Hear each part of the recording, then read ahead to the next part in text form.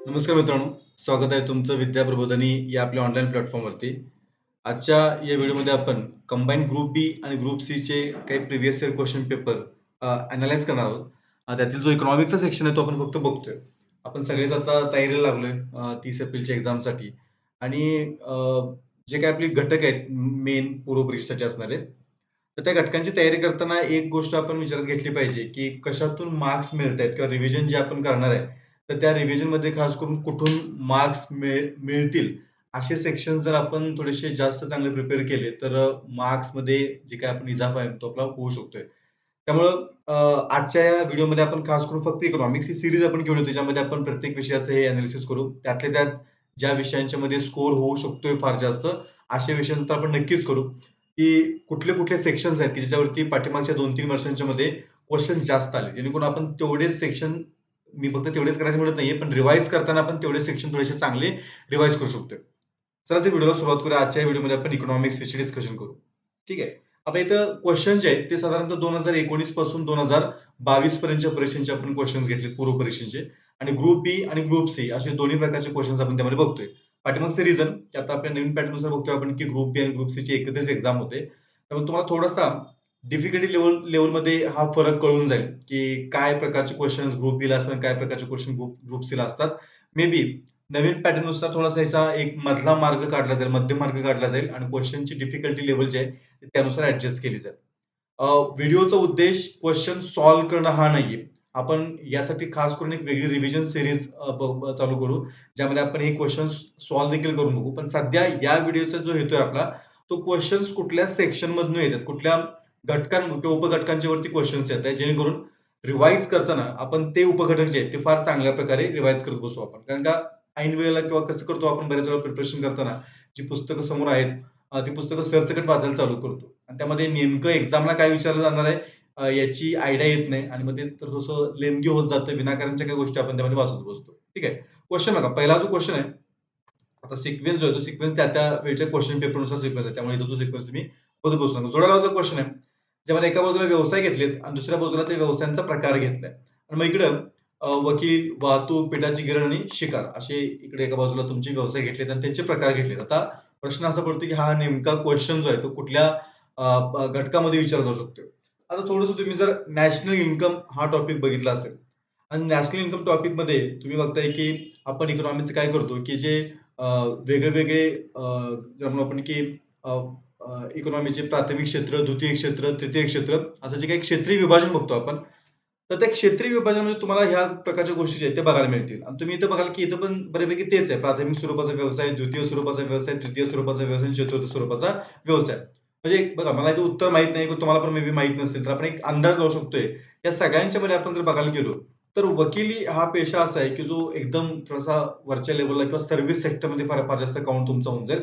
तर may be त्याला आपण 4थ्या क्रमांकाशी काय करू, की जॉइन करू. मी आता बोलल्याप्रमाणे, की उत्तर आपण नक्कीच पुढच्या काही व्हिडिओजमध्ये आपण बघू. पण सध्याचा हेतू तो नाही. त्यामुळे असं म्हणूया आपण, की जो नॅशनल इन्कमचा पार्ट आहे, त्या नॅशनल इन्कमचा पार्ट तुम्हाला जर क्षेत्रीय विभाजन व्यवस्थित समजलं असेल, तर त्याच्यावरचा क्वेशन तुम्ही सॉल्व्ह करू शकता. व्हिडिओ शेवटपर्यंत बघा. कारण शेवटी आपण काय केलंय, की जे सगळे क्वेशन्स आहेत, त्या सगळ्या क्वेशनचे आपण एक कुठले-कुठले घटक होते, त्या घटकांची एक यादी घेतलेली आहे आणि प्रत्येक घटकावरती किती क्वेशन पडले त्यांची संख्या देखील घेतली आहे, ज्यामुळे तुम्हाला एक परत पिक्चर क्लिअर होण्यासाठी तुम्हाला मदत मिळेल. पुढचा क्वेशन आहे, एकात्मिक ग्रामीण विकास कार्यक्रमाच्या खालीलपैकी कोणते लाभार्थी आहेत असं विचारलंय.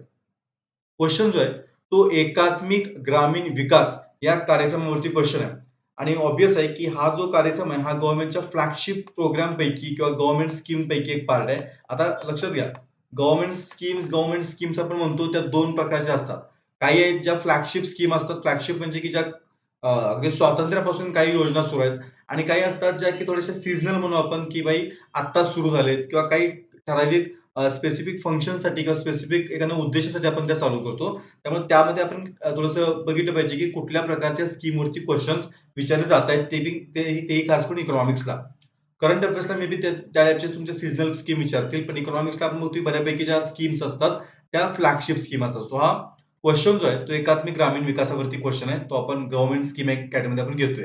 क्वेशनचं मी म्हटल्याप्रमाणे, की पुढच्या काही व्हिडिओजमध्ये तुम्हाला एक कुठनं टॅकल करायचं, सोर्स काय वापरायचा, मटेरियल काय यूज करायचं, याच्याविषयी पण आपण डिस्कशन करू आपण. बघा, नेक्स्ट क्वेशन जो आहे, तो आहे सर्वसाधारण खालीलपैकी कोणत्या पत्रकात केंद्र सरकारच्या प्राप्ती आणि खर्चाचं स्पष्टीकरण दिलं असतं? तर आता हा एक सिंपल दिसणारा क्वेश्चन जो की तुमच्या पब्लिक फायनान्स ज्याला आपण सार्वजनिक वित्त म्हणतोय त्या टॉपिकमध्ये मधून येतोय. टॉपिक एक फार मोठा टॉपिक आहे आणि तुम्हाला नंतर कळेलच की बऱ्यापैकी सगळ्यात जास्त क्वेश्चन तुम्हाला या टॉपिकवरती बघायला मिळतील. त्यामुळं हळू तुम्हाला टप्प्याटप्प्यात कळून जाईल की कशावरती क्वेश्चन आहे. सो पब्लिक फायनान्सवरती बेसिक क्वेश्चन आहे. म्हणजे बजेट जे असतं त्या बजेटच्या बेसिक टर्म जर तुम्हाला माहिती असतील तर तुमचा हा क्वेश्चन जो आहे तो सॉल्व्ह होऊ शकतो. नेक्स्ट पुढचा क्वेश्चन जो आहे तर मी चारही स्टेटमेंट वाचत नाही पण ते एकूण एक जर क्वेश्चन वगैरे आपल्याला कळते ह्या औद्योगिक धोरणाविषयीचा क्वेश्चन तुम्हाला बघायला मिळतो. ठीक आहे ना. त्यामुळं इंडस्ट्री हा जो सेक्शन आहे त्यावरती हा क्वेश्चन पडलाय. पण इंडस्ट्रीमध्ये पण खास करून जी काही इंडस्ट्रियल पॉलिसीज आहेत त्या पॉलिसीज वरती आणि खाली तुम्हाला एक स्टेटमेंट बघायला मिळेल की औद्योगिक युनिट म्हणजे लघु औद्योगिक युनिट जे असतं त्यामध्ये किती रुपयांची गुंतवणूक असते. सो एक त्यामुळे आपण की क्लासिफिकेशन उद्योगांचं क्लासिफिकेशन करताना आपण मोठे उद्योग, मध्यम उद्योग, लघु उद्योग आणि सूक्ष्म उद्योग जे करतो. सो एक जनरल क्लासिफिकेशन याच्यावरती हा क्वेश्चन आपल्याला बघायला मिळतो. पुढचा जो क्वेश्चन आहे, तो आपण बघतोय की अ, अ, 4 सॉरी 3 स्टेटमेंट्स आहेत, ज्यामध्ये महाराष्ट्र राज्याचं सेंद्रिय शेती धोरण, कृषी संजीवनी योजना आणि शेतीचा पायाभूत विकास. सो महाराष्ट्र ॲग्रीकल्चरवरती हा क्वेश्चन आहे. हा एक ज्याला म्हणू आपण की थोडासा सीझनल टाइपचा क्वेश्चन, की ज्या टाइपचे क्वेश्चन तुम्हाला नंतर कुठेच बघायला मिळत नाहीत. त्यामुळं अशा टाइपचे क्वेश्चन तुम्ही मे बी स्किप करू शकताय किंवा तुम्ही जर गव्हर्नमेंटचे डॉक्युमेंट्स फार सिरियसली वाचत असाल, एक्झाम्पल इकॉनॉमिक सर्व्हे किंवा तुमचं लोकराज्य असेल, तर त्यामध्ये तुम्हाला ह्या टाइपचे क्वेश्चन जे आहेत ते बघायला मिळतील. पण अदरवाईजच्या केसमध्ये तुम्ही स्किप करू शकताय. नंतर क्वेश्चन जो आहे, मी परत स्टेटमेंट वाचत नाही, पण हा बँकिंग वरती क्वेश्चन आहे. बरं बँकिंगचं कुठलं काय विचार बँकिंगचं काय करंट विचारलंय का? करंट काही विचारलेलं नाही. बँकिंग विषयीची 3 स्टेटमेंट आहेत, की पतपत्र देणे हे बँकेचं प्राथमिक कार्य आहे का? त्यानंतर चालू खातं, बचत खातं आणि तुमचे इतर खाती जे आहेत त्यांच्यामध्ये काही फरक नाही असं दुसरं स्टेटमेंट आहे. आणि देशाच्या मध्यवर्ती बँकेकडून पतपैसा निर्माण होतो. तर एकूण क्रेडिट फॉर्मेशन किंवा पतनिर्मिती आणि बँकिंग अशा दोघांना लिंक करणारा एक बेसिक इन्फॉर्मेशन तुमच्या पुस्तकात तुम्ही जे काही रेफरन्स बुक वापरताय त्याच्यामध्ये तुम्हाला ह्याचे आन्सर जे आहेत ते आरामात सापडतील. सो त्या टाइपचा हा बँकिंग वरती क्वेश्चन तुम्हाला बघायला मिळतोय. नेक्स्ट पुढचा क्वेश्चन आहे पॉप्युलेशन वरती, की उच्च जो जनन दर आहे त्यासाठी कुठले सामाजिक घटक त्याला जबाबदार आहेत, हे थोडंसं बघितलं पाहिजे. ठीक आहे ना. सो लक्षात घ्या, की क्वेश्चन म्हणजे जो पडतोय त्यामध्ये जे कीवर्ड्स असतात, ते कीवर्ड्स फार बघणं गरजेचं आहे. कारण का उच्च जनन दर फक्त असं असतं आणि मग त्यासाठी घटक विचारले असते, तर मे बी सगळंच त्यामध्ये आलं असतं त्या उत्तरामध्ये. पण त्यांनी स्पेसिफिकली काय विचारले, की सामाजिक घटक कोणते आहेत, की जे उच्च जनन दराला काय की कारणीभूत ठरते. सो हा देखील पॉप्युलेशनच्या बेसिक डिस्कशन तुमचा क्वेश्चन जो आहे तो सॉल्व्ह होऊन जाईल. पुढचा क्वेश्चन जो आहे तो आर्थिक साधन सामुग्रीचं वाटप करण्याचं काम जे आहे तो कुठला आयोग करतो? एक टिपिकल टाइपचा क्वेश्चन जे काही कॉमन आयोग आपण इकॉनॉमिक्सच्या अँगलनं अभ्यास करतो. ऑब्व्हियस आहे, की नियोजन आयोग आपण अभ्यास करायचो, पण आता नियोजन आयोग तुमचा काही अस्तित्वात नाही. त्याच्याऐवजी नीती आयोग आहे. हे बघा लॉजिकल आहे. केंद्रीय लोकसेवा आयोगाचा करते काही संबंध येत नाही. राहतो तुमचं फक्त काय की वित्त आयोग. ठीक आहे ना. सो तुम्हाला जरी वाचलं देखील नसेल, तरी लॉजिकच्या आधारे तुम्ही हा क्वेश्चन जो आहे तो सॉल्व्ह करू शकता. याला देखील मी पब्लिक फायनान्स या कॅटेगरीमध्ये घेतोय. पब्लिक फायनान्स का? मगाशी बोललो आपण की पब्लिक फायनान्स कॅटेगरी मोठी आहे किंवा टॉपिक मोठा आहे. त्यामध्ये बजेट, इकॉनॉमिक सर्व्हेज ह्या अशा प्रकारच्या आर्थिक संस्था, काही पार्लमेंटरी ज्याला म्हणू आपण की कमिटीज आहेत, त्या कमिटीज त्यानंतर कॅग वगैरे लक्षात घ्या. ठीक आहे. सो इकॉनॉमिक्सच्या रिलेटेड आणि पॉलिटिक्सच्या रिलेटेड जे काही तुमचे एकूण कॉमन कॉन्टेक्स्ट आहेत ना, ते सगळेच तुमच्या पब्लिक फायनान्समध्ये आपण काउंट करतोय. नेक्स्ट पुढचा क्वेश्चन आहे, की भारतीय अर्थव्यवस्थेत खालीलपैकी कोणती बाब राजकोषीय धोरणाशी संबंधित संबंधित आहे? सो परत त्याला मी काय केलं, की पब्लिक फायनान्सशीच कनेक्ट करतो त्याला. आणि पब्लिक फायनान्स मधला फिस्कल ज्याला म्हणतो आपण पॉलिसी किंवा फिस्कल रिस्पॉन्सिबिलिटी हा जो पार्ट आहे, राजकोषीय धोरण किंवा राजकोषीय जबाबदारी हा जो पार्ट आहे, तर त्या पार्टशी बघतोय आपण, की हा क्वेश्चन तुमचा काय करतोय, की लिंक करतोय. इव्हन राजकोषीय धोरण आणि त्यानंतर तुमचं मौद्रिक धोरण या दोघांना कनेक्ट करणं देखील क्वेश्चनचा पार्ट आपल्याला इथं बघायला मिळतोय. पुढचा क्वेश्चन आहे, की 3 स्टेटमेंट आहेत. जागतिक व्यापार संघटना, तिचा उद्देश आणि तिच्या संस्थापक सदस्यांच्या विषयीचा हा तुमचा क्वेश्चन आहे. क्वेश्चनला कॅटेगराईज करताना आपण इंटरनॅशनल ऑर्गनायझेशन या कॅटेगरीमध्ये आपण त्याला घेऊ, की आंतरराष्ट्रीय संस्था तुम्हाला माहिती असणं गरजेचं आहे. आता सगळ्याच का तर भरपूर आहेत आंतरराष्ट्रीय संस्था. ठीक आहे. सगळ्या करायला नसतात. कुठल्या करत असतात मग? ज्या कॉमन फार चर्चेत असतो तुमचे एक्झाम्पल वर्ल्ड बँक आहे, ज्याला आपण IBRDA म्हणतोय किंवा IMF आहे किंवा तुमची WTO आहे, ब्रिक्स असेल, ADB असेल. ठीक आहे ना. ह्या काही ज्याला म्हणतो की फार फेमस संस्था आहेत, ज्या की दरवर्षी कुठल्या ना कुठल्या कारणाने चर्चेत असतात. याच्या व्यतिरिक्त काही छोट्या-मोठ्या संस्था असतील, की ज्या त्या वर्षी जर चर्चेत असतील. एक्झाम्पल आता G20 समिट आहे. तर ही मोठीच असाइनमेंट खरं तर. पण अदरवाईजच्या केसमध्ये बघतो आपण की G20 तितकीशी महत्त्वाची ठरत नाही. पण यावर्षी ठरते. का ठरते? कारण यावर्षी G20 जी आहे, ते आपण होस्ट करतोय. इंडिया होस्ट करतोय. त्यामुळे ती यावर्षी काय ठरेल की महत्त्वाची ठरते. सो त्या अँगलला बघतोय आपण की इंटरनॅशनल ऑर्गनायझेशन परत एक बेसिक इन्फॉर्मेशन कुठल्या प्रकारची फॅक्ट फार जास्त विचारलेली नाही. हां, एक कॉमन फॅक्ट हे विचारले. पण अदरवाईजचे दोन्ही स्टेटमेंट तुम्ही बघताय की हे फार जनरल स्टेटमेंट्स आपल्याला माहिती असणं गरजेचं आहे. पुढचा क्वेश्चन जो आहे तो परत मी पॉप्युलेशन टॉपिकमध्ये घेतो. साक्षरतेविषयी विचारलंय. सॉरी पॉप्युलेशन आहे. नॅशनल इन्कम टॉपिकमध्ये घेऊ आपण त्याला. तर काय विचारले? साक्षरता किंवा शिक्षण हा प्रामुख्यानं कोणत्या प्रकारच्या विकासाचा निर्देशांक आहे विचारलं. तर लक्षात घ्या, की याला म्हणतो की डेव्हलपमेंटचा पार्ट जो म्हणतो आपण, की आर्थिक विकास, त्यानंतर त्या अनुषंगाच्या गोष्टी आपण डिस्कस करतो. बाकीच्या गोष्टी तुमच्या जातील. भौगोलिक विकास, राजकीय विकास हे तर तुम्ही काउंट करत नाही. 2 फक्त मुद्दे राहिले तुमचे. एकतर मानवी साधनसंपत्तीचा विकास आणि त्यानंतर आर्थिक विकास. आणि मग त्याला म्हणू आपण की आर्थिक विकास, त्यानंतर आर्थिक वृद्धी, त्यानंतर मानवी विकास हे जे मुद्दे आहेत, ते मुद्दे फार प्रॉमिनेंटली आपण काय करतो की नॅशनल इन्कम टॉपिकमध्ये डिस्कस करतो आपण. आणि मानवी विकास किंवा ज्याला आपण थोडक्यात आपल्या सगळ्या ओळखीचा आपल्याला माहिती आहे, की एच-डी-आय ज्याला म्हणतो आपण, ह्युमन डेव्हलपमेंट इंडेक्स जो आहे. तर त्याचा अभ्यास करताना आपल्याला माहिती आहे, की त्यामध्ये शिक्षणाची पातळी हा एक जो मुद्दा आहे, तो आपण डिस्कस करतोच. आणि ज्या वेळेस आपण आर्थिक विकासाबद्दल बोलतो, तर त्यावेळेस आपण फक्त जी हा एकच फॅक्टर आहे, त्याच्याविषयी आपण डिस्कशन करतो, की ग्रॉस डोमेस्टिक प्रोडक्ट विषयी. त्यामुळे एक जनरल म्हणजे आपण डिस्कशनमध्ये आपण घेऊ शकतो, की एच-डी-आय म्हटलं, की ज्यामध्ये शिक्षण तुमचं ऑब्व्हियसली येतेच. त्यामुळं इथं त्या संदर्भात किंवा त्याच्यासारखं सिमिलर दिसणारी गोष्ट कोणती आहे? तर मानवी साधन संपत्ती विकास, ज्याला खाली ह्युमन रिसोर्स डेव्हलपमेंट म्हटलं आपण. उत्तर असू शकते. आहे का नाही माहीत नाही आपल्याला, पण उत्तर असू शकते. त्यामुळं बघा लक्षात घ्या, की एक बेसिक पार्ट जर आपला व्यवस्थित वाचून झाला असेल, तर काही क्वेशनचे आन्सर जे आहेत, ते तुम्हाला सांगण्यासाठी परत एक्स्ट्राची रीडिंग करायची गरज नाही. तुम्ही तुमचं फक्त असणारं नॉलेज जरी व्यवस्थित कलेक्ट केलं, लॉजिकल तुम्ही जर थोडंसं तुम्ही थिंकिंग केलं, तर देखील तुमच्या या क्वेशनचे आन्सर तुम्ही आरामात काय करू शकता, की सॉल्व्ह करू शकता. नेक्स्ट क्वेश्चन बघा, तुटीचा अर्थसंकल्प असं म्हटलंय आणि मी परत त्याला काय करू जास्त डिस्कशन न करता पब्लिक फायनान्समध्ये घेतो त्या त्या डिस्कशनला तुमच्या. कारण का तुटीचा अर्थसंकल्प म्हटलं, की बजेट हा परत तुमच्या काय की पब्लिक फायनान्सचा पार्ट आहे. आणि अगेन एक एक की रिझन विचारले, की तुटीच्या अर्थसंकल्पामुळं अर्थव्यवस्थेत कोणती आर्थिक समस्या निर्माण होते. आपण जो प्लॅन करतोय त्याच्यानंतरचा जो रिव्हिजन कोर्स आहे, तो आपण नक्कीच घेऊ. त्या रिव्हिजन कोर्समध्ये आपण गॅरंटेड काय करू, की हे जे बेसिक तुमच्या इकॉनॉमिक्सचे क्वेशन्स आहेत, ते 100% अटेम्प्ट होतील. कुठलाही क्वेश्चन तुम्हाला प्रॉब्लेम येणार नाही, याची आपण त्या रिव्हिजन कोर्समध्ये काळजी घेऊ. बऱ्यापैकी तुम्ही तो फक्त रिव्हिजन कोर्स जाता वेळी फक्त बघाल तुम्ही, तर तुमचे इकॉनॉमिक्सचे ग्रुप बी आणि ग्रुप सीच्या एक्झामसाठी जे काही जे क्वेश्चन्स आहेत, ते बऱ्यापैकी टॅकल होतील, याची आपण नक्कीच काळजी घेऊया. परत एक क्वेश्चन बघतोय आपण, की सरकारी अंदाजपत्रक जे आहे, त्याचे एकूण किती प्रकारचे विचारले. परत फंडामेंटल लेव्हलचा क्वेश्चन आहे, जो आपण पब्लिक फायनान्स किंवा सार्वजनिक वित्त अकॅडमी टाकतोय आपण. नेक्स्ट परत क्वेश्चन पुढचा आहे, की लोकसंख्येची घनता कशाप्रकारे मोजतो आपण.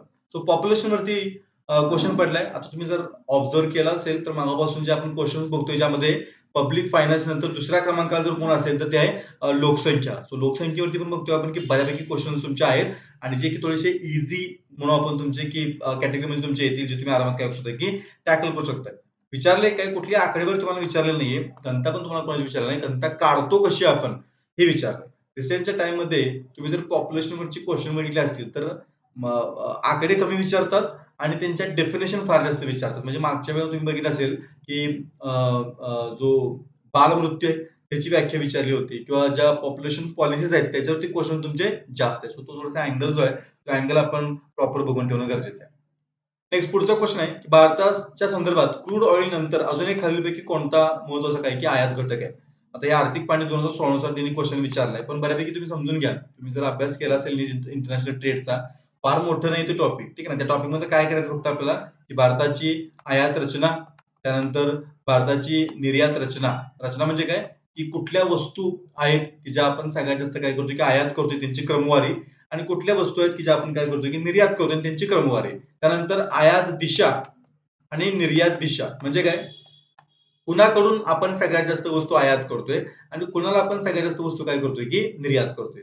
आणि हे जर तुम्ही टेबल बघाल, तर वर्षानुवर्ष हे टेबल बऱ्यापैकी सारखंच असतं. पहिले 2-3 क्रमांक बऱ्यापैकी तुमचे सेम असतात. खाली थोडेफार तुमचे चेंजेस होतात आणि त्या वर्षीच्या इकॉनॉमिक सर्व्हेमध्ये तुम्हाला हे आकडे जे काही टेबल आहे तुमचे, ते टेबल तुम्हाला आरामात बघायला मिळतील. त्यामुळे हा क्वेश्चन देखील काय फारसा क्रिटिकल क्वेश्चन आहे. तुम्ही आरामात तो क्वेश्चन सॉल्व्ह करू शकता. आणि क्वेश्चनची कॅटेगरी आपण आता बोलल्याप्रमाणे, की हा जो क्वेश्चन आहे, तो आपण इंटरनॅशनल ट्रेड आंतरराष्ट्रीय व्यापार या कॅटेगरीत आपण त्याला टाकतोय. पुढचा क्वेश्चन जो आहे तुम्हाला कळेल 3 स्टेटमेंट आहेत. निरपेक्ष दारिद्र्य, सापेक्ष दारिद्र्य, दारिद्र्यांच्या पर्यावरणाच्या अवनती तुमच्या आहेत. तुमचे याचा अर्थ कळत आपल्याला की दारिद्र्यावरती हा क्वेश्चन आहे. ठीक आहे. आणि मग क्वेश्चन जरी दारिद्र्यावरती असला, तर आपण जनरली बघतो की दारिद्र्यावरची क्वेश्चन असले, की त्यामध्ये तेंडुलकर समिती, लकडावाला समिती, ठीक आहे ना, किंवा ओझा समिती यांच्या आकडेवर आपल्याला बऱ्यापैकी विचारले जाते. पण इथं तसं काहीच न विचारता थोडासा दारिद्र्य हा टॉपिक अंडरस्टँड झाल्यानंतर थोडासा एनालिटिकल टाइपचा क्वेश्चन आपल्याला बघायला मिळतो. ठीक आहे ना. त्यामुळे मी मगाशी बोलल्याप्रमाणे की काही क्वेश्चन्स असे आहेत, की जे क्वेश्चन सॉल्व्ह करण्यासाठी तुम्हाला मे बी रिव्हिजनपेक्षा तुम्ही जे काही सगळं वाचले, समजून घेतले ना नॉलेज तुमचं, ते थोडं तुम्हाला रिकलेक्ट करायला लागेल. तुम्हाला एकत्र जमा करायला लागेल आणि मगच तुम्ही याचा आन्सर देऊ शकता. एक्झाम्पल बघा, दारिद्र्य हे पर्यावरणाच्या अवनतीस जबाबदार नाही, स्टेटमेंट आहे. तर हे सारखे स्टेटमेंट्स तुम्हाला डायरेक्टली तुमच्या कुठल्याही बुक्समध्ये बघायला मिळणार नाही. तुम्हाला हे थोडंसं तुमच्या लेव्हलला थिंक करणं गरजेचं आहे, की होऊ शकते का? असू शकते का? आपण आपल्या रिव्हिजनच्या पॉइंटमध्ये ह्या मुद्द्यांच्यावरती नक्कीच डिस्कशन करूच. पण त्याचबरोबर लक्षात घ्या, की प्रत्येक वेळी असं होणार नाही, की लेक्चर्समधली किंवा तुमच्या पुस्तकातलेच क्वेश्चन तिथे येतील. तुम्हाला तुमच्या लेव्हलला काही गोष्टी असतील ज्यांचा विचार करणं फार जास्त गरजेचं आहे. पुढचा एक क्वेश्चन आहे, तो आहे चलनी नोटांच्या वरती आहे. ज्याच्यामध्ये संकुचित पैशाची मला वाटते डेफिनिशन जी आहे ती देखील त्यांनी विचारलेली आहे. सो करन्सी किंवा चलन हा जो टॉपिक आहे त्याच्यावरती हा क्वेश्चन आहे आणि तुम्ही बघाल की फार जास्त क्वेश्चन तुम्हाला बघायला मिळत नाहीत. पण टॉपिक फारच छोटा आहे. तुम्ही जर आरामात करून गेलात आणि चुकून एखादा क्वेश्चन पडला तर हा क्वेश्चन जो आहे तो तुमचा सॉल्व्ह होऊ शकतोय. दुसरा पुढचा क्वेश्चन आहे, तो आहे स्वर्ण जयंती रोजगार योजना याची अंमलबजावणी डॉट डॉट मार्फत होते. तर स्वर्ण जयंती रोजगार योजना जी आहे, तर ती गव्हर्नमेंटची फ्लॅगशिप स्कीम आहे. तर फ्लॅगशिप स्कीम म्हणजे म्हणजे आपण मगाशी डिस्कस केलं होतं त्याप्रमाणे लक्षात घ्या, की काही स्कीम ज्या असतात त्या सीझनल स्कीम असतात आणि काही स्कीम ज्या वर्षानुवर्ष चालू तुमच्या असतात, तर ती त्यापैकी स्कीम आहे, की जी वर्षानुवर्षापासून चालू आहे आणि त्याच्या डिटेल्स जे आहेत, ते तुम्हाला माहिती असणं गरजेचं आहे. ठीक आहे. सो कॅटेगरीज बघायच्या झाल्या आपल्या कॅटेगरीमध्ये बघतोय आपण की ही जी आहे ती करन्सीमध्ये घेतली आणि ही जी आहे ती गव्हर्नमेंट स्कीम त्यात पण फ्लॅगशिप स्कीम या कॅटेगरीमध्ये आपण काय हा क्वेश्चन टाकतो.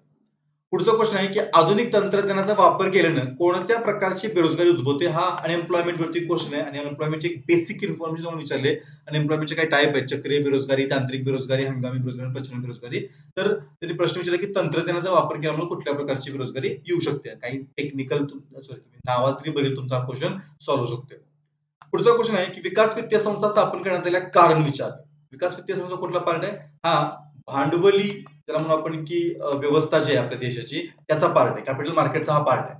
आणि भांडवली व्यवस्थेमध्ये थोडंसं जे पहिलं डिस्कशन आहे, त्या पहिल्या डिस्कशनमध्ये तुम्हाला याचं उत्तर मिळून जाईल. तुम्हाला कुठलीही संस्था विचारलेली नाहीये. फक्त ज्या विकास वित्तीय संस्था ज्याला म्हणतो आपण की अ, अ, अ, डेव्हलपमेंट फायनान्शियल तुमच्या एजन्सी तुमच्या असतील, नाबार्ड सारखी संस्था आहे, ठीक आहे ना. सो किंवा एक्झिम बँक तुमची असेल, तुमची एन-एच-बी तुमची असेल, ठीक आहे. ह्या काही संस्था आपण बघतो.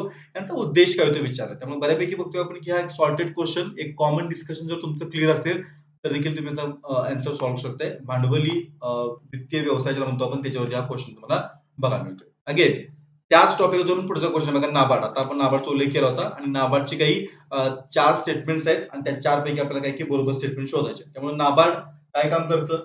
कुणासाठी काम करतं? स्थापना कधीची आहे? कुठल्या समितीने स्थापना झाली होती? आता कुठल्या-कुठल्या स्कीम नाबार्ड रन करते? एक बेसिक चार्ट आपण डिस्कस केला, की तुमचा हा जो मुद्दा आहे, तो क्लिअर होऊन जातो तुमचा. तर ह्याला पण कॅटेगराईज करताना आपण भांडवली वित्तीय बाजार जो आहे, त्या भागामध्ये आपण त्याला वर्गीकृत करतोय. पुढचा क्वेश्चन आहे, तो सरळ-सरळ दिसतंय, की राष्ट्रीय उत्पन्न या संकल्पनेवरती तुमचा क्वेश्चन आहे. जो नॅशनल इन्कम वरती आहे आणि खाली त्यांनी काही मुद्दे टाकलेत. स्टॉक, मायक्रो, फ्लो वगैरे तुमच्या टाइपचे. हे परत एक झालं, की नॅशनल इन्कमचं एक आधीच डिस्कशन म्हणू आपण तुमचं. कारण का खरं तर हे मुद्दे देखील तुम्हाला तुमच्या पुस्तकात तसे ॲज सच बघायला मिळणार नाहीयेत. हे परत काय, की थोडंसं कलेक्टेड फॉर्ममध्ये तुम्हाला बघणं गरजेचं आहे. कारण का ही संकल्पना आहे एक नॅशनल इन्कमची आणि या संकल्पनेमध्ये काही गोष्टी, कुठल्या गोष्टी येऊ शकतात. आता तुम्हाला माहिती असेल, की इकॉनॉमिक्सचा पार्ट म्हटलं, की त्यामध्ये मायक्रो इकॉनॉमिक्स किंवा फ्लो, स्टॉक हे तुमचे मुद्दे जे आहेत, ते तुमचे प्रामुख्याने येत राहतात तुमचे आणि मग यातलं आपल्याला एक म्हणून की एक करेक्ट स्टेटमेंट शोधायचं आहे, की जे तुमच्या काही राष्ट्रीय उत्पन्नाशी काय करतंय, की बऱ्यापैकी मॅच करतंय. सो ते आपण डिस्कशन ज्यावेळेस करू त्यावेळेस आपण ते बघू. पुढचा क्वेश्चन आहे, की हे समतोल अंदाजपत्रक म्हणजे काय? परत पब्लिक फायनान्स वरती क्वेश्चन आहे. कुठलीही आकडेवारी विचारली नाहीये. तुम्हाला जर पब्लिक फायनान्समधल्या बेसिक डिटेल्स माहिती असेल, तुमचा हा क्वेश्चन जो आहे, तो सॉल्व्ह होतोय. पुढचा क्वेश्चन आहे, तो ब्रिक्स बँकेचा संस्थापक देश कोणते असे विचारले. आता हे लक्षात घ्या, की परत इंटरनॅशनल ऑर्गनायझेशन वरती क्वेश्चन तुमचा मगाशी आपण बघितलं त्याप्रमाणे एक क्वेश्चन तुमचा तिथं होता. आता इथे एक क्वेश्चन आहे आणि ही मगाशी आपण म्हणलं की ज्या मेन तुमच्या संस्था आहेत त्यांच्यावरतीच क्वेश्चन जास्त आहे. सो ब्रिक्स बँकेवरती तुमचे क्वेश्चन आहे, आपण आरामात सॉल्व्ह करू शकतो. लोकसंख्येचं स्थित्यंतर डॉट डॉट यामुळे घडतं. लोकसंख्येचं स्थित्यंतर परत पॉप्युलेशन टॉपिकवरती क्वेश्चन मगाशी बोलल्याप्रमाणे की आकडेवारी फार कमी आहे. पण कन्सेप्ट्स आणि ज्या डेफिनेशन्स आहेत त्यांच्यावरती क्वेश्चन्स फार जास्त आहेत. आपण फार डिटेलमध्ये काय करू की लोकसंख्या जो टॉपिक जो आहे त्यातल्या कन्सेप्ट जे आहेत त्या डिस्कस करू आपण. बघा पुढचा क्वेश्चन आहे काय, की कोणत्या योजनेद्वारे गरीब महिलांना मोफत गॅस कनेक्शन दिलं? आता लक्षात घ्या की आता ही जी स्कीम आहे, ही थोडीशी सीझनल स्कीम म्हणू आपण, रिसेंटची स्कीम आहे. पण रिसेंट जरी स्कीम असली तरी देखील तुम्हाला माहिती आहे की उज्ज्वला योजना जी आहे ती फार फ्लॅगशिप स्कीम मध्ये आता हळूहळू ती वर्ग होते. कारण तुम्ही जर आकडेवारी बघितली तुमच्या उज्ज्वला योजनेअंतर्गत ज्या महिलांना जो काही गॅस कनेक्शन दिली गेली त्यांचा जर आपण व्याप बघितला तर हळूहळू ही जी स्कीम आहे ती फ्लॅगशिप स्कीम वळताना दिसते आपल्याला. गव्हर्नमेंटने देखील याच्यावरती फार मोठा खर्च केलेला बघायला मिळतो आपल्याला. सो गव्हर्नमेंट स्कीम अंतर्गत त्याला आपण काय करतो की कॅटेगराईज करतो. नेक्स्ट क्वेश्चन आहे की आयकरापासून प्राप्त होणारं उत्पन्न कोणाला प्राप्त होतो? सो परत टॅक्सेशन वरती पहिलाच क्वेश्चन तुमचा येतो टॅक्सेशन वरती. फार कमी क्वेश्चन्स आहेत आणि हा जो क्वेश्चन आहे, हा क्वेश्चन तुम्हाला इकॉनॉमिक्स आणि पॉलिटी दोन्ही ठिकाणी बघा मिळेल. पॉलिटीमध्ये पण तुमचा एक टॉपिक आहे बघा, केंद्र राज्य संबंध आणि त्या केंद्र राज्य संबंधामध्ये कुठल्या प्रकारचं उत्पन्न कुणाकडे जातं याच्याविषयीचे चार्ट किंवा डिस्कशन जे आहे तुम्हाला ते बघायला मिळेल. तुम्ही ते जरी बघितलं असेल तर देखील तुमचा इकडचा क्वेश्चन काय होतोय की तुमचं सॉल्व्ह होतोय आणि हे तर कॉमन आहे फार टॅक्सेशन टॉपिकमध्ये की कुठल्या प्रकारचे टॅक्स आहेत की जे सेंट्रल गव्हर्नमेंटचे टॅक्स आहेत आणि कुठल्या प्रकारचे टॅक्स आहेत की तुमचे स्टेट गव्हर्नमेंटचे टॅक्स आहेत. त्यामुळे हे अगदी आरामात आपण काय करू शकतो की सॉल्व्ह करू शकतो तुमचं. ठीक आहे. नेक्स्ट पुढचा क्वेश्चन बघा. भारतातील खालीलपैकी कोणती योजना गरिबी कमी करण्यासाठी सुरू करण्यात आलेली नाही? सो पॉवर्टी एलिव्हेशन लक्षात घ्या. आपण मगाशी एक प्रश्न बघितला पॉवर्टीवरती, त्यानंतर अनएम्प्लॉयमेंटवरती क्वेश्चन बघितला. पॉवर्टी आणि अनएम्प्लॉयमेंट यांच्यातला जो काही थिओरिटिकल पार्ट आहे दोन्ही टॉपिकचा, तर दोन्ही टॉपिकच्या थिओरिटिकल पार्टवरती पण क्वेश्चन्स आहेत, पण ते सध्या संख्या त्यांची कमी होते. पण या दोन्ही टॉपिकच्या रिलेटेड असणारे तुमचे जे काही पॉवर्टी एलिव्हेशन असेल किंवा एम्प्लॉयमेंट जनरेशन असेल म्हणजे दारिद्र्य निर्मूलन आणि रोजगार निर्मिती संदर्भात गव्हर्नमेंटनं अगदी पहिल्या पंचवार्षिक योजनेपासून आतापर्यंत ज्या म्हणून काही स्कीम चालू केल्या होत्या त्या स्कीम्स वरती मात्र क्वेश्चन जे आहेत ते फार जास्त आहेत. मी काय बोलतो नीट समजून घ्या. काय म्हणलो आपण की पॉवर्टी आणि अनएम्प्लॉयमेंट याचा जो थिओरिटिकल पार्ट आहे याच्यावरती क्वेश्चन्स आहेत पण त्यांची संख्या कमी होते. पण पॉवर्टी एलिव्हेशनसाठी आणि एम्प्लॉयमेंट जनरेशनसाठीच्या ज्या काही गव्हर्नमेंटच्या स्कीम होत्या ज्या की आपण एका सगळ्या ज्याला आपण की व्हिडिओमध्ये आपण कम्प्लीट कव्हर करू आपण की कुठल्या कुठल्या स्कीम्स होत्या गव्हर्नमेंटनं लॉन्च केलेल्या त्या पॉवर्टी एलिव्हेशनच्या स्कीम होत्या आणि एम्प्लॉयमेंट जनरेशनच्या त्यांच्या डिटेल्स सुरुवात कधी झाली कुठल्या स्कीम कुठल्यामध्ये मर्ज करण्यात आल्या होत्या त्याचा उद्देश काय होता आता त्याचं स्टेटस काय ते सगळ्या गोष्टी आपण काय करू की एका व्हिडिओमध्ये डिटेलमध्ये डिस्कस करू. पण सांगितल्याप्रमाणे की हा परत गव्हर्नमेंट स्कीम ह्या सेक्शनमध्ये आपण त्याला काय करतो की कॅटेगराईज करतोय. नेक्स्ट पुन्हा जागतिक व्यापार संघटनेवरती क्वेश्चन तुमच्या WTO वरती तुमच्या बघतोय आपण की क्वेश्चन आहे. परत कुठलाही डेटा विचारलेला नाहीये. मुद्दा जो आहे थोडासा परत क्रिटिकली अनालाइज करण्यावरती तुमच्या काही की हा डेटा तुमचा पडलेला आहे. त्यामुळं समजून घ्यायचं आहे आणि भारताच्या बाबतीत काय घडलंय तुम्हाला ते सांगायचं ह्याच्यावरती पण आपण काय करू की डिटेल डिस्कशन करून घेऊ आपण. नेक्स्ट पुढचा परत टॅक्सेशन वरती कर आहे. खालीलपैकी कोणता कर हा भारतीय अर्थव्यवस्थेत अप्रत्यक्ष कर नाही. हे कॉमन क्लासिफिकेशन सगळ्यांना माहिती आहे. हे करांचं आपण वर्गीकरण प्रत्यक्ष कर आणि अप्रत्यक्ष असं करतो. तर त्याच्यावरती हा क्वेश्चन आहे की कुठला अप्रत्यक्ष कर नाही असं विचारलंय फक्त. ठीक आहे ना. सो टॅक्सेशन टॉपिक मध्ये आपण काय करू या टॉपिकला किंवा क्वेश्चनला वर्क करू आपण. नेक्स्ट पुढचा क्वेश्चन आहे रेपो दर म्हणजे ज्या दराने आता हा जो क्वेश्चन तुमचा आला हा आरबीआय वरती क्वेश्चन आला. आरबीआयची जी मॉनिटरी पॉलिसी आहे त्या मॉनिटरी पॉलिसीवरती क्वेश्चन आहे. आरबीआय देखील आपण फार डिटेलमध्ये तिची मॉनिटरी पॉलिसी काय असते, कशी डिसाईड होते, कुठले कुठले इन्स्ट्रुमेंट ती वापरते, इन्स्ट्रुमेंटचा वापर झाला की काय होतं हे देखील आपण काय करू की डिटेलमध्ये डिस्कस करू आपण. नेक्स्ट पुढचा क्वेश्चन आहे खालीलपैकी कोणते भारतातील लोकसंख्या विस्फोटाचं कारण नाहीच म्हणले परत पॉप्युलेशन वरती क्वेश्चन आहे. कुठलाही डेटा विचारलेला नाहीये. एक परत अॅनालिटिकल टाइपचा क्वेश्चन आहे. तुम्हाला विचार करायचा आहे की भाई कुठली कुठली कारणं असतील ज्यामुळे विस्फोट झाला आणि कुठलं नाहीये त्या गोष्टी आपल्याला काही थोडंसं सांगायचं. हे थोडंसं लॉजिकल असतं. कुठलंही कारण तुम्हाला अशा प्रकारची पुस्तकात बघायला मिळत नाही. हे लॉजिकल थिंकिंगचा पार्ट आहे. तुम्हाला विचार करावा लागेल की कुठल्या कारणांच्यामुळे विस्फोट होऊ शकतोय लोकसंख्येचा आणि कशामुळे होणार नाहीये ते. ठीक आहे ना. सो पुढे जाऊया आपण. पुढचा प्रश्न आहे बघा एफ-आर-बी-एम कायद्या संदर्भातला. आता हा जो एफ-आर-बी-एम ऍक्ट आहे तो परत तुमच्या पब्लिक फायनान्स रिलेट करतो. जो तुमची फिस्कल पॉलिसी असते ज्याला आपण राजकोषीय धोरण म्हणतो. त्या राजकोषीय धोरणाशी हा भाग जो आहे तुमचा संबंधित असतो आणि त्या संदर्भातच तुमचा हा एफ-आर-बी-एम ऍक्ट आहे. तर त्याची फक्त जे काही एनॅक्ट झाला होता त्याची फक्त आपल्याला डेट विचारते. सो हे देखील पब्लिक फायनान्स मध्ये फार डिटेलमध्ये आपण कव्हर करतोय. अगदी एफ-आर-बी-एम ऍक्ट कधी आला, कुठल्या कुठल्या समिती त्यावरती अपॉइंट करण्यात आल्या होत्या, एफ-आर-बी-एम ऍक्ट अंतर्गत तुमचे टार्गेट्स कुठले कुठले आहेत, कुठल्या कुठल्या प्रकारचे डॉक्युमेंट्स आहेत की जे गव्हर्नमेंट काय करते की तुमच्या पार्लमेंट समोर पब्लिश करतं एफआरबीएम ऍक्टच्या अंतर्गत. त्याचबरोबर एफआरबीएम ऍक्ट तुमचा का आणण्यात आला, त्याची पार्श्वभूमी तुमची काय होती, या सगळ्या गोष्टी आपण त्यामध्ये डिस्कस करू आपण. नेक्स्ट क्वेश्चन आहे की फॅक्च्युअल क्वेश्चन आहे की 19/0/1969 ला 14 बँकांचं राष्ट्रीयकरण झालं. त्यासाठी जे काय तुमचं ठेवींचं मूल्याची अट किती होती, हा प्रत्येक फॅक्च्युअल. पण टॉपिक माहिती असला पाहिजे आपल्याला. टॉपिक कुठला आहे तर बँकिंग टॉपिक वरती हा क्वेश्चन आहे, फॅक्च्युअल क्वेश्चन तुम्ही बघताय. नेक्स्ट क्वेश्चन मध्ये पुन्हा बघताय सार्वजनिक आयव्यय जो आहे त्याच्यामध्ये खालीलपैकी कोणता विभाग आहे असं म्हटलंय. ठीक आहे. अगेन पब्लिक फायनान्स, कुठल्या प्रकारचा डेटा नाहीये, एक बेसिक अंडरस्टँडिंग वरती बघतोय आपण की क्वेश्चन तुमचा विचारलाय. पुढचा क्वेश्चन आहे की 2011 मधील लोकसंख्येची घनता 382, परत एक 2-3 स्टेटमेंट तुमचे म्हणजेच काय तर पॉप्युलेशन वरती थोडासा फॅक्च्युअल क्वेश्चन आहे. ठीक आहे ना, समजून घ्या. हे मागापासून बोलतोय आपण की पॉप्युलेशन वरती दोन टाईपचे क्वेश्चन तुमचे असतील, फॅक्च्युअल किंवा मग थोडेसे थेरोटिकल टाईपचे क्वेश्चन. हा थोडासा फॅक्च्युअल टाईपचा क्वेश्चन आहे. त्या मेजर फॅक्ट्स आहेत 2011च्या पॉप्युलेशन मधल्या, त्या देखील आपण काय करू की फार डिटेल डिस्कस करू आपण की कुठल्या कुठल्या फॅक्ट्स वरती क्वेश्चन पडून गेलेत आणि कशावरती पडू शकतात त्याच्यावरती देखील. ठीक आहे ना. नेक्स्ट पुढचा क्वेश्चन आहे आपला की पतपुरवठा अधिकारित योजना, एक गव्हर्नमेंटची स्कीम विचारली जी की सीझनल थोडी जुनी स्कीम होती विचारले, पण ही आपल्याला माहिती असणं गरजेचं आहे. सो गव्हर्नमेंट स्कीम अंतर्गत आपण काय करू याचा आढावा घेऊ आपण. नाणे बाजारातील निधीच्या कमतरतेचं खालीलपैकी कारण कोणतं? लक्षात घ्या की मगाशी बोललो होतो आपण त्याप्रमाणे फॅक्च्युअल नाही क्वेश्चन. क्वेश्चन तुम्हाला हा सॉल्व्ह कधी होणार जर तुम्हाला नाणे बाजार म्हणजे काय ते माहिती असेल. नाणे बाजारामध्ये कुठल्या प्रकारचा निधीची पुरवठा होतो, कुठून होतो हे माहिती असेल आणि जर तो कमी पडला तर काय होऊ शकतं लक्षात घ्या. त्यामध्ये त्यासाठी तुम्हाला नाणे बाजार जो आहे ती कन्सेप्टच तुम्हाला प्रॉपर समजणं गरजेचं आहे. ती जर समजली तरच तुम्हाला याचा आन्सर देता येईल. कुठल्याही पुस्तकात, मी परत रिपीट करतोय, कुठल्याही पुस्तकात या क्वेश्चनचं डायरेक्ट आन्सर असणार नाहीये. तुम्हाला नाणे बाजार समजून घ्यावाच लागेल. नाणे बाजारामध्ये चालणारे ऑपरेशन समजून घ्यावीच लागतील. ती समजली तरच तुम्हाला हे समजणार आहे. आणि नाणे बाजार मी आता बोलतोय परत की आपण आपल्या लेक्चर्समध्ये ज्या रिव्हिजन सीरीजचे लेक्चर असतील त्यामध्ये फार डिटेलमध्ये आपण कव्हर करू. नेक्स्ट पुढचा क्वेश्चन आहे राज्य सरकारच्या, आता हा क्वेश्चनची कॅटेगरी कोणती तर क्वेश्चनची कॅटेगरी काय करतो याला याला मॉनिटरी ज्याला म्हणू आपण की मार्केट जे आहे किंवा मनी मार्केट, सॉरी मॉनिटरी मार्केट आहे मनी मार्केट. आपण मागं भांडवली बाजार बघितला होता. इथं हा तुमचा काय आहे की हा नाणे बाजार आहे. सो तो एकत्र टॉपिक आपण डिस्कस करू, नाणे बाजार आणि तुमचा भांडवली बाजाराचा. पुढचा क्वेश्चन आहे बघा की राज्य सरकारच्या भांडवली प्राप्तीत डॉट डॉटचा समावेश असतो. आता भांडवली प्राप्ती हा जो काही तुमचा त्याला इंग्लिशमध्ये आपण काय म्हणतो की कॅपिटल रिसिप्ट तुमची, हा पब्लिक फायनान्सचा पार्ट आहे. अगेन कुठल्याही प्रकारची फॅक्ट नाही विचारलेली, तुम्हाला पब्लिक फायनान्सचे डिटेल्स फक्त माहिती असेल, ज्या बेसिक डिटेल्स, कॉमन डिटेल्स ज्याला म्हणतो आपण, त्या कॉमन डिटेल्स फक्त तुम्हाला माहिती असावे. पुढचा क्वेश्चन आहे कोणत्या शासनाच्या सार्वजनिक खर्चाची प्रवृत्ती पुढील प्रमाणे असते, कोणत्या शासनाच्या. ठीक आहे ना. परत पब्लिक फायनान्स वरती क्वेश्चन, कुठलीही फॅक्च्युअल डिटेल विचारलेलं नाही तुम्हाला. तुम्हाला गव्हर्नमेंटचं एकूण एक्सपेंडिचरचं नेचर जे आहे ते फक्त माहिती असणं गरजेचं आहे. पुढे आहे गरिबीच्या मुद्द्यांचं पुनरीक्षण करण्यासाठी 2011-12 मध्ये कोणती समिती, आता थोडासा टिपिकल टाईपचा पॉवर्टी वरती क्वेश्चन तुमच्या आला की 2011-12 मध्ये सरकारनं कुठली समिती होती जी काही नेमली होती. सगळ्या समित्या महत्वाच्या तुमच्या ज्या आहेत पॉवर्टी वरती त्या आपण बघू, त्यांचे रिपोर्ट बघू, त्यांनी काढलेले गरिबीचे आकडे देखील आपण त्यामध्ये काय करू की डिस्कस करू आपण.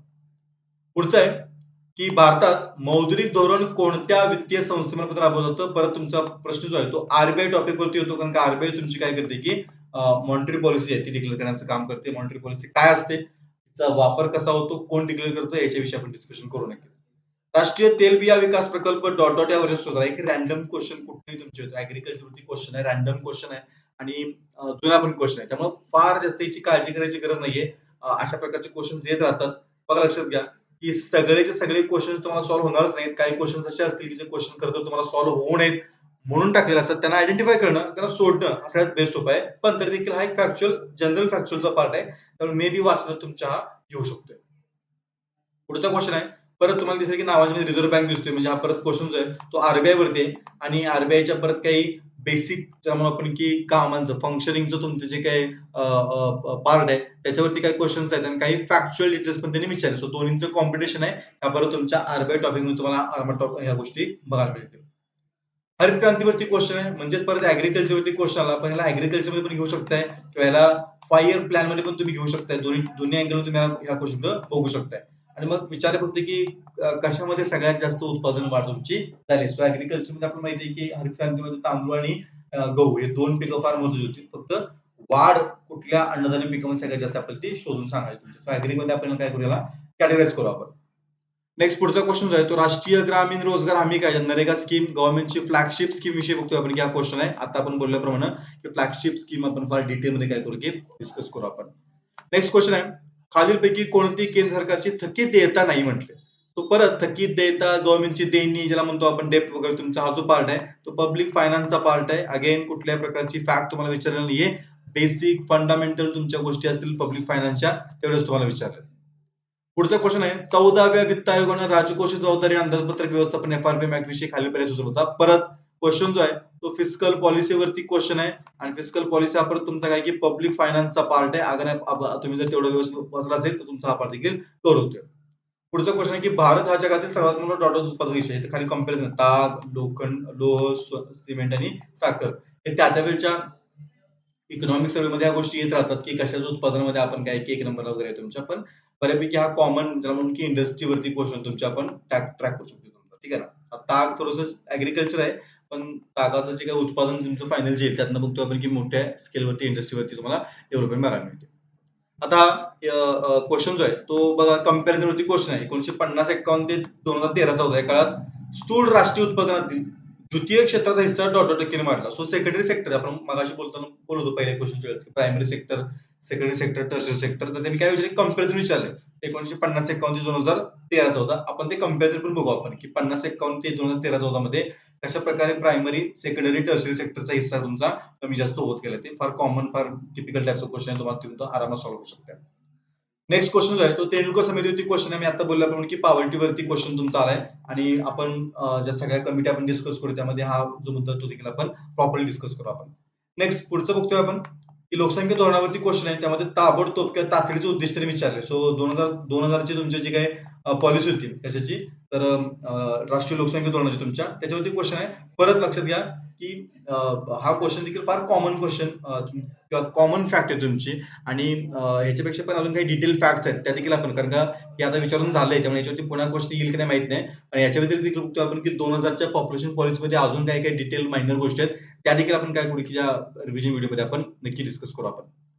पुढचा क्वेश्चन परत डब्ल्यूटीओ वरती इंटरनॅशनल ऑर्गनायझेशन तुमची आणि डब्ल्यूटीओ घेतली तुम्ही बघाल की मेजर क्वेश्चन जे ते डब्ल्यूटीओ वरती तुमचे आहेत त्यामुळे तो एक पार्ट आपण व्यवस्थित करून घेऊ म्हणजे तुमचा बऱ्यापैकी डब्ल्यूटीओ सॉरी तुमचे world bank IMF BRICS bank ADB ह्याच्या काही तुमच्या कॉमन संस्था आहेत ना त्यांच्यावरती कुठेही क्वेश्चन पडला तो आपला चुकणार नाही. हा जो क्वेश्चन आहे तो तुमच्या पंचवार्षिक योजना जी 11वी पंचवार्षिक योजना 12वी पंचवार्षिक योजना दुसराच क्वेश्चन आहे तुमचा त्यामुळे किती करायचं काय करायचं याच्यावरती आपण थोडासा विचार केला पाहिजे. त्यात पण ज्या फ्लॅगशिप स्कीम आहेत बघा तुम्ही राष्ट्रीय कृषी विकास योजना, राष्ट्रीय अन्न सुरक्षा कार्यक्रम यांच्यावरतीच क्वेश्चन तुमचे त्यामुळं पंचवार्षिक योजना प्रिपेअर करताना पण सगळाच त्याचा डेटा प्रिपेअर न करतो थोडंसं त्या अँगलनं बघणं गरजेचं आहे की त्यामध्ये कुठला फ्लॅगशिप स्कीम सुरू झाल्या होत्या का आणि त्यांचा काय रोल होता तेवढंच बघणं गरजेचं आहे. सगळ्या पंचवार्षिक योजना बघायची आवश्यकता ऍज सच नाहीये. पुढचा क्वेश्चन बघा 2018-19 मध्ये भारतातील निर्यात उत्पन्नात डॉट डॉट क्षेत्राचे सर्वाधिक आहे. परत जो क्वेश्चन जो आला तो इंटरनॅशनल ट्रेड वरती क्वेश्चन तुमचा आला आणि मगाशी मी बोललो होतो की जो आपल्याला एक चार चार्ट बघून ठेवायचे की आयातीची दिशा, निर्यातीची दिशा, आयातीची रचना, निर्यातीची रचना आणि त्या वस्तू आणि देश तुमची यांची यादी जी आहे एकतर वस्तू विचारतील किंवा देश विचारतील तो क्रम विचारतील आपल्याला त्यामुळे तो एकदा चार चार्ट व्यवस्थित करून घेतले पाच पाचच हो चार चार्ट म्हणजे फक्त एका चार्ट मध्ये 5 फॅक्ट म्हणजे जवळपास 25 फॅक्ट करून घेतल्या कुठेही क्वेश्चन पडला तुम्हाला तो सॉल्व्ह करता आला पाहिजे. नेक्स्ट पुढचा क्वेश्चन आहे की भारत निर्माण कार्यक्रमाचा भाग नाही असं विचारले. सो भारत निर्माण कार्यक्रम अगेन एक गव्हर्नमेंटची स्कीम आहे आणि एक फ्लॅगशिप स्कीम आहे लक्षात घ्या ठीक आहे. सो त्याच्यावरती हा क्वेश्चन आहे आणि मी आता बोलल्याप्रमाणे की फ्लॅगशिप स्कीम आपण डिटेलमध्ये कव्हर करतोय. पेमेंट बँकेवरती स्कीम आहे सॉरी क्वेश्चन आहे की पेमेंट बँकेची वैशिष्ट्य काय ज्या नवीन बँकेमध्ये प्रकार आहेत ना पेमेंट बँक त्यानंतर तुमचा ज्याला की स्मॉल फायनान्स बँक तुमच्या असतील ठीक आहे ना. तर या प्रकारच्या बँकांवरती क्वेश्चन फार जास्त आता रिसेंटली येत आहेत त्यामुळे त्यांचं देखील एक कंपॅरिझन टाइप आपण काय करू की जे डिस्कशन आहे ते नक्की करू आपण त्याच्यामध्ये ठीक आहे. सो बँकिंग वरती हा क्वेश्चन आपण बघू शकतो. बँक राजन समितीवरती क्वेश्चन आहे म्हणजे पॉवर्टीवरती आहे तुमचा पॉवर्टीचे बेसिक फॅक्ट जे आहे ते बेसिक फॅक्ट तुमचे विचार त्या तुमच्या पॉवर्टीचे डिस्कशन करून तुम्हाला कळेल की ह्या बेसिक फॅक्ट तुमच्या आरामात पुस्तकात तुमच्या किंवा माझ्या नोट्स मधून तुम्हाला मिळून जातील. ऑक्सफॅमच्या रिपोर्टवरती क्वेश्चन आहे 2018चा ऑक्सफॅमचा रिपोर्ट रिसेंटली तुम्हाला लास्ट मंथ मध्येच काय केलं की ऑक्सफॅमचा या वर्षीचा रिपोर्ट पण पब्लिश झालाय. सो नवीन नवीन येणारे रिपोर्ट जे असतात ते जरा एकदा बघून ठेवले पाहिजेत पण सगळे बघणं शक्य नाही त्यामुळे जे महत्त्वाचे रिपोर्ट्स आहेत ना ते रिपोर्ट्स मी घेऊन येतो. आपण त्या व्हिडिओमध्ये काय करू की या वर्षी किंवा ह्या पाठीमागच्या 2 वर्षामध्ये पब्लिश झालेले जे महत्त्वाचे रिपोर्ट्स आहेत आंतरराष्ट्रीय राष्ट्रीय त्यांना आपण एकदा एकदा ग्लान्स मारू आपण त्यांच्यावरती एकदा बघून घेऊ आपण त्याचं मारू आपण त्यांच्यावर ठीक आहे ना. नेक्स्ट 1995 मध्ये ग्राहकांच्या विवादांचं स्वस्त आणि जलद निपटारा करण्यासाठी हा परत बँकिंग वरती टिपिकल टाइपचा क्वेश्चन तुमचा पडलेला असेल, ठीक आहे ना. कुठली फॅक्ट नाही विचारलेली, एक जनरल इन्फॉर्मेशन बँकिंगच्या विषयीची आपण बघतोय, तुम्हाला माहिती जनरल अवेअरनेसचा पार्ट आहे खरं तर. हा जनरल इन्फॉर्मेशनच्या पेक्षा पण जनरल अवेअरनेसचा पार्ट म्हणून आपण तुमच्या, ही कॉमन बऱ्यापैकी सगळ्यांना माहिती असणारा क्वेश्चन तुमचा इथं विचारलाय. नेक्स्ट पुन्हा आपण बघतोय की काही क्वेश्चन असा आहे की राष्ट्रीय उत्पन्न समिती त्यातले मेंबर त्यांचा अहवाल याच्यावरती क्वेश्चन आहे. जो नॅशनल इन्कम हा जो आपला टॉपिक होता त्याच्यामध्ये हा क्वेश्चन येतोय आणि जर म्हणू आपण की याचं देखील आन्सर जे आहे ते किंवा याचं डिस्कशन जे आहे, डिस्कशन आपण नक्की करू. अशा प्रकारच्या अजून कुठल्या संस्था होत्या, एन-एस-एस-ओ असेल किंवा सी-एस-ओ असेल किंवा आता नवीन तुमची एन-एस-ओ असेल तुमची, त्यांची नेमकी कामं काय आहेत? कसल्या प्रकारचा डेटा ते गोळा करतात याविषयी आपण इन्फॉर्मेशन घेऊ आपण. पुढचा क्वेश्चन आहे की ग्रामीण भागातील शेती आणि संबंधित उपक्रमांना प्रोत्साहन देणारी कर्ज पुरवठा करणारी तुमची डॉट डॉट ही शिखर संस्था आहेत विचारले. तो जे भांडवली बाजार होता किंवा विकास वित्तीय संस्था तुमच्या होत्या. ते विकास वित्तीय संस्थांशी तुमचे रिलेटेड ही तुमचे क्वेश्चन आहे कारण का हे उत्तर जे आहे ते नाबाड आहे उत्तर तुमचं. त्यामुळे बघतोय आपण की ती शिखर संस्था म्हणून तिथं काम करते. परत अर्थसंकल्पावरती क्वेश्चन तुमचा एक उत्पन्नाचा कुठला सोर्स आहे? आपण काय करू की या डिस्कशनमध्ये 2000 जो 23-24चं जे बजेट होतं, ते 2023-24चं बजेट पण आपण डिस्कस करू आणि त्यानंतर इकॉनॉमिक सर्व्हे पण आपण डिस्कस करू. त्यामुळे त्यावरती जे काही क्वेशन्स पडू शकतायत, ते क्वेश्चन एकदा डोळ्याखाली काढले म्हणजे आपल्याला या टाइपचे क्वेश्चन जर पडले एक्झामला तर आपल्याला ते सॉल्व्ह करता येतील. त्यामुळं 2022 सॉरी 23-24चं बजेट आणि 22चा इकॉनॉमिक सर्व्हे हा दोन्ही गोष्टी आपण काय करू की आपल्या त्या रिव्हिजनच्या लेक्चर्समध्ये डिस्कस करू आपण. पुढचा क्वेश्चन आहे की 2011च्या जनगणनेनुसार लोकसंख्येची घनता डॉट डॉट. सो इथे एक फॅक्च्युअल डेटा विचारलाय. पॉप्युलेशन वरती क्वेश्चन तुमचा आहे. हा क्वेश्चन तुमचा पब्लिक फायनान्स वरती आला. हा क्वेश्चन तुमचा पॉप्युलेशन वरती आला आणि पॉप्युलेशनचे टिपिकल ज्याला म्हणतो की फॅक्ट जे आहे, ते फॅक्ट विचारले.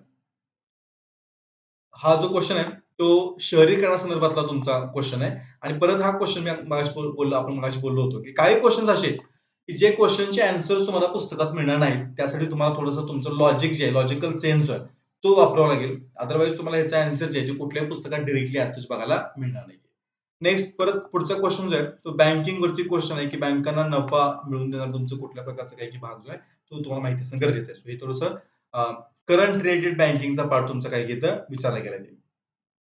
नेक्स्ट पुढचा क्वेश्चन आहे, की शेतीची उत्पादकता कशावरती अवलंबून आहे असं विचारलं. सो ॲग्रीकल्चरवरती क्वेश्चन आहे आणि परत लक्षात घ्या, ॲग्रीकल्चरवर जरी क्वेश्चन जरी असला, तर एक जनरल तुम्हाला इकॉनॉमिक्सची आयडिया असेल, तर तुम्हाला ते कळून जातं, की शेतीची उत्पादकता किंवा प्रॉडक्टिव्हिटी जी आहे, ते प्रामुख्यानं कुठल्या-कुठल्या गोष्टींच्यावरती काही की डिपेंड असते. त्यातून तुम्ही काही गोष्टी काही फॅक्टर्स आहेत, तुम्ही ते एलिमिनेट करू शकता आणि ते एकदा एलिमिनेट झाले, की मग तुम्हाला माहिती आहे, की मग तुमचं उत्तर जे आहे, ते फार इझिली तुम्ही काय करू शकता, की तुमचं ट्रॅक करू शकता. ठीक आहे ना? नेक्स्ट परत एफ-आर-बी-एम जो ॲक्ट आहे, त्या एफ-आर-बी-एम ॲक्टमध्ये काही डिटेल्स त्यांनी विचारले. आपण बोललो पण की पब्लिक फायनान्सचा पार्ट आहे आणि एफ-आर-बी-एम ॲक्ट अंतर्गत आपण जो काय करू की रिव्हिजनच्या पार्टने डिस्कस करू आपण.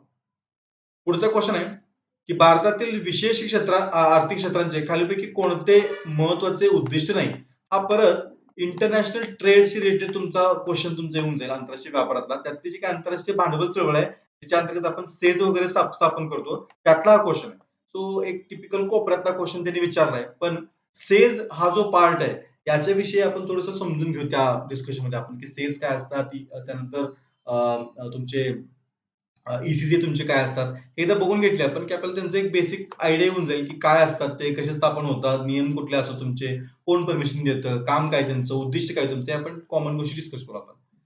पुढचा क्वेशन जो आहे तो पॉप्युलेशनवरती क्वेशन आहे आणि तो क्वेशन जो आहे तो बालमृत्यूंची आय गेस संख्या त्यांनी विचारली आणि त्यामुळे तुम्हाला ते फक्त तेवढं जरी शिष्यवृत्तींची संख्या त्यांची आय गेस त्यांनी विचारले. एक कन्सेप्टवरती क्वेशन, डेफिनेटली तुमचा क्वेशन विचारलाय, कुठला आहे? डाटा नाही विचारलेला. नेक्स्ट पुढचा क्वेशन हा थोडासा करंटचा क्वेशन आहे. 2020-21 जो इकॉनॉमिक सर्व्हे होता, तर त्यामध्ये कुठल्या प्रकारे ती रिकव्हर झाली हा तुम्ही स्किप करू शकता. अशा टाइपचे क्वेशन कारण का हे थोडीशी जनरल तुम्ही जर पेपर वाचत असाल तर शक्य आहे आणि इकॉनॉमिक सर्व्हेमध्ये पण हे स्पेशली मेन्शन केलं गेलं होतं. तुम्ही जाऊन चेक करू शकता 20-21 इकॉनॉमिक सर्व्हे. त्यामध्ये त्यांनी व्ही शेपची रिकव्हरी वगैरे त्यांनी मेन्शन केलेलं आहे. पण अदरवाईज तुम्ही त्याला आत्ता बघायची गरज नाही कारण का आता तुमचं कॉन्टेक्स्ट संपून गेला त्या क्वेशनचा. पुढे आहे भारताच्या केंद्रीय अर्थसंकल्प 2020 नुसार करपात्र उत्पन्नाची आयकर दर पातळी किती टक्क्यांनी बनते? आता हे आयकरचं जे बघतो आपण की दर पातळी जी आहे ती कॉमन फिक्स असते 5 ते 30% वर त्यामध्ये बदल होत नाही. स्लॅब चेंज होते थोडेसे म्हणजे कुठला प्रकार किती जसं की आता यावर्षी आपण बघितलं बजेटमध्ये आपण सांगितलं की 7 लाखांपर्यंत उत्पन्न तुमचं काय की करमुक्त आहे. तसं होऊ शकते पण ही पातळी बऱ्यापैकी तुमची काय असते की फिक्स असते. मग हा एक बेसिक लॉजिकचा क्वेशन तुमचा आहे. पुढचा क्वेश्चन आहे की विजेसंदर्भातला की वीज कुठं सर्वात जास्त वापर आहे, दर कसे आहेत तुमचे, खर्च परतावा समाधानकारक आहे का? हे तुम्हाला जो इन्फ्रास्ट्रक्चरचा पार्ट आहे, त्या इन्फ्रास्ट्रक्चर पार्टमध्ये तुम्हाला हा क्वेशन काय मिळतोय की बघायला मिळतो. नेक्स्ट पुढचा जो पार्ट आहे तो आपण बघतोय की 1993 मध्ये सरकारनं जे काही 6 उपक्रमांची निर्गुंतवणूक करायला अहवाल नेमला होता. तो अहवाल कोणता आहे? तर हा जो पार्ट आहे हा 5 प्लॅन्स मध्ये तुमचे येऊन जाईल. 5 प्लॅन्स मध्ये बघतोय आपण तुमच्या काही जे प्रत्येक पंचवार्षिक योजनेअंतर्गत जे काही महत्त्वाचे इव्हेंट्स घडले होते ते जर आपण ट्रॅक करत गेलो ना तर त्यामध्ये तुम्हाला हा पण इव्हेंट सापडेल की 93 ची जी समिती होती ती कोणाच्या अध्यक्षतेखाली स्थापन करण्यात आली होती. त्या अंतर्गत तुम्हाला बऱ्याच तुमच्या निर्गुंतवणुकीच्या बाबी पण समजून येतील. पुढचा क्वेश्चन आहे 17-18 मध्ये सर्वाधिक विदेशी गुंतवणूक एफडीआय जी ती डॉट क्षेत्रामध्ये आली. हा इकॉनॉमिक सर्व्हेवरती तुमचा क्वेश्चन बेस्ड असतो त्या वर्षीचा. त्यामुळे आपण ज्यावेळी आपण ह्या वर्षीचा किंवा 2022 इकॉनॉमिक सर्व्हे बघू त्यामध्ये ह्या सगळ्या फॅक्ट जे आहेत त्या फॅक्ट तुमच्या आपोआप कव्हर होऊन जातील. नेक्स्ट पुढचा क्वेश्चन परत बजेटवरती क्वेश्चन बघा 2021-22 बजेट जे होतं त्याच्यावरती हा क्वेश्चन तुमचा विचार आहे. त्यामुळे बजेट आणि इकॉनॉमिक सर्व्हे हे देखील दोन फॅक्टर पब्लिक फायनान्स मध्ये तुमच्या येते परत पब्लिक फायनान्स पार्ट तुमच्या दोन्ही पार्टमध्ये बघतो आपण की क्वेश्चन जे आहेत ते फार जास्त आहेत तुमचे.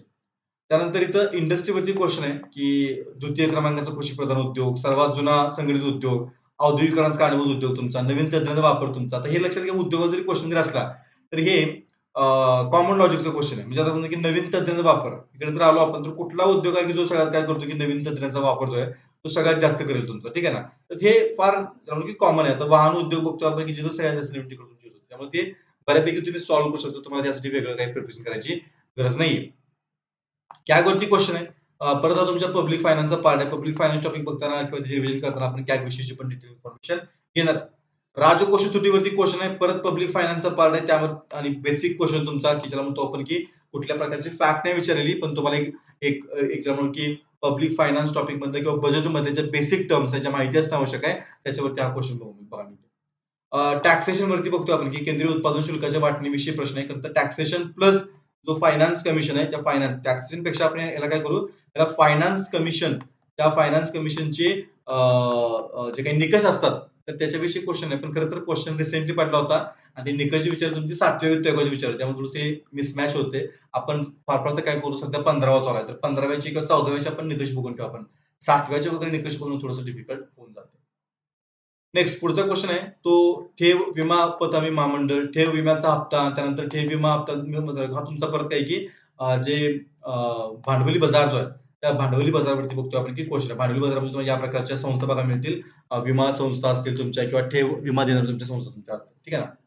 नेक्स्ट क्वेश्चन बघतोय आपण की एस-जी-आर-वाय म्हणजे संपूर्ण ग्रामीण रोजगार योजना, मनरेगा योजना, नेहरू रोजगार योजना, परत तुमच्या गव्हर्नमेंटच्या फ्लॅगशिप स्कीम आणि त्यांच्याविषयीच्या 1-2 काही त्यांनी स्टेटमेंट विचारले त्या देखील आपण डिस्कस करणार आहे. तुमच्या यातलं कुठल्याही स्कीम जे आहे स्कीम मागं राहणार नाहीये. नेक्स्ट क्वेश्चन जो आहे तो एन-के सिंग समिती विषयीचा क्वेश्चन आहे. हा क्वेश्चन जो आहे तो एफ-आर-पी-एम ऍक्टशी रिलेट करतोय तुमचा. तो परत मी बोलल्याप्रमाणे की एफ-आर-पी-एम ऍक्ट म्हणजे तुमचा की पब्लिक फायनान्सचा पार्ट आहे आणि त्याच्यावरचा क्वेश्चन तुमचा पडलाय फॅक्च्युअल क्वेश्चन थोडासा. पुढचा क्वेश्चन की थोडासा परत एक जनरल अंडरस्टँडिंगचा क्वेश्चन की 1980 ते 85 काळात लहान जमीन धारकता होण्याची खालीलपैकी कारणं कोणती? सो जमिनीचं क्षेत्र कमी होत गेलं किंवा धारकता घटत गेली. याचं मेन रिझन काय त्यांनी विचारलं कारण कुठले त्यांनी विचारलं. तर मी मगाशी बोललो की काही क्वेश्चनचे आन्सर तुम्हाला डायरेक्टली पुस्तकात मिळणार आहेत. तुम्हाला थोडंसं लॉजिकल तुमचा सेन्स वापरून ह्या गोष्टी बघणं गरजेचं आहे. त्यामुळे ह्याचं उत्तर जे आहे ते आपण खरं हे ह्याला एक स्पेसिफिक टॉपिकमध्ये आपण त्याला काउंट नाही करू शकत. तुमचे जनरल नॉलेजच्या पार्टमध्ये येऊन जातो. हा टिपिकल तुमच्या पंचवार्षिक योजनेवरती क्वेश्चन आहे की रुरकेला, भिलाई, दुर्गापूर वगैरे तुमचे जे काही प्रकल्प आहेत ते कोणत्या योजनेत वगैरे ते आपण बघू. साधारणतः 10व्या पंचवार्षिक योजनेपर्यंतचे जे काही महत्त्वाचे इव्हेंट्स आहेत त्यांच्यावरती आपण एकदा नजर मारून ठेवू आपण. परत विचारलंय राष्ट्रीय लोकसंख्या धोरण 2000 उद्दिष्ट नाही असं विचारले. मी मगाशी बोलल्याप्रमाणे की 2000च्या धोरणाचे लोकसंख्या धोरण जे आहे त्याची बरीच कमी जास्त तुमची उद्दिष्ट आहेत. काही कॉमन आहेत 2-3 तुमचे. बाकीचे डिटेल्स तुमचे भरपूर असतील. सगळे आपण काय करू की त्या टॉपिकमध्ये आपण डिस्कस करू आपण. परत एक क्वेश्चन आहे जो की रिझर्व्ह बँकेवरती तुमचा क्वेश्चन आहे की त्यांचे जे मौद्रिक उपाय आहेत, ते मौद्रिक उपाय अगेन आर-बी-आय टॉपिकमध्ये आपण त्या मौद्रिक उपायांना डिटेलमध्ये काय करू की समजून घेऊ आपण. आता क्वेश्चन्स बघून झाल्यानंतर हा जो चार्ट आहे तो फार महत्वाचा आहे आणि या चार्टमध्ये आपण काय केलं की साधारणतः कुठले टॉपिक आहेत की ज्यांच्यावरती कंबाईन ग्रुप बी आणि ग्रुप सी ला काय की क्वेश्चन पडून गेले. तुम्ही बघाल इथं आपण दिलेलं आहे. पहिला जो टॉपिक आहे तो सार्वजनिक वित्त आणि राजकोष धोरण त्याच्यावरती बघतो आपण की दोन्ही एक्झामला मिळून जवळपास 3 वर्षामध्ये 20 क्वेश्चन्स आहेत. सगळ्यात जास्त वेटेज जे आहे ते आपण बोलतो की सार्वजनिक वित्त राजकोष धोरणचं आहे तुमच्या. 2 नंबरला तुम्हाला दिसेल की तर लोकसंख्या टॉपिक आहे त्याच्यावरती बघतोय आपण की 11 क्वेश्चन्स आहेत. त्यानंतर मला वाटतं 3 नंबर जो आहे तो तुमचा आहे सरकारी योजना गव्हर्नमेंटच्या फ्लॅगशिप स्कीम जे आहेत त्यांच्यावरती बघतोय आपण की जवळपास 8 क्वेश्चन्स आहेत. त्याच्या खालोखाल बघतोय आपण की रिझर्व्ह बँक आणि त्याचं मौद्रिक धोरण जे आहे त्याच्यावरती 6 क्वेश्चन्स आहेत. आणि त्यानंतर उद्योग बँकिंग यांच्यावरती 5-5 क्वेश्चन्स असतील, दारिद्र्य बिळगुळ तुमच्या 5 क्वेश्चन्स असतील, ठीक आहे ना. सो आपण जर क्रमवारी लावायला गेलो तर सार्वजनिक वित्त राजकोष धोरण, त्यानंतर लोकसंख्या, त्यानंतर रिझर्व्ह बँक, सरकारी योजना, उद्योग, बँकिंग, पॉवर्टी हे काही महत्वाचे टॉपिक आहेत की ज्यांच्यावरती बघतोय आपण की मेजॉरिटी क्वेश्चन्स पडतात. पण आपल्या रिव्हिजन सेशनमध्ये आपण जे टॉपिक इथे मेन्शन केलेत 1, 2, 3, 4, 5, 6, 7, 8, 9, 10, 11, 12, 13, 14 आणि 15. तर या 15च्या 15 टॉपिक वरती आपण काय करू की डिस्कशन करू जेणेकरून तुमचे ग्रुप बी आणि ग्रुप सीच्या प्रिलिम्सला जे काही क्वेश्चन्स पडतील त्यांचे आपण मॅक्झिमम आन्सर्स आपण काय करू की सॉल्व्ह करू शकू. So या व्हिडिओमध्ये आपण इथं थांबतोय. नेक्स्ट आपण काय करू की रिव्हिजन सीरीज आहे ती रिव्हिजन सीरीज कंटिन्यू करू. ती करावी का? यासाठी तुम्ही खाली कमेंट बॉक्समध्ये जरूर कमेंट करा. व्हिडिओ आवडले असल्यास लाईक करा, आमच्या चॅनलला सबस्क्राईब करा. थँक यू व्हेरी मच मित्रांनो.